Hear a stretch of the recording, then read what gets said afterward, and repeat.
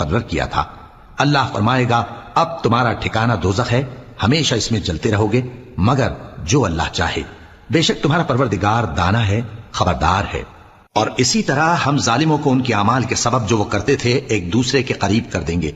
ऐ जिन्नों और इंसानों की जमात, क्या तुम्हारे पास तुम्ही में से पैगंबर नहीं आते रहे जो मेरी आयतें तुमको पढ़ पढ़ कर सुनाते और तुम्हारे इस दिन के सामने आ मौजूद होने से डराते थे? वो कहेंगे कि परवरदिगार, हमें अपने गुनाहों का इकरार है और उन लोगों को दुनिया की जिंदगी ने धोखे में डाल रखा था और अब खुद उन्होंने अपने ऊपर गवाही दी कि कुफ्र करते थे।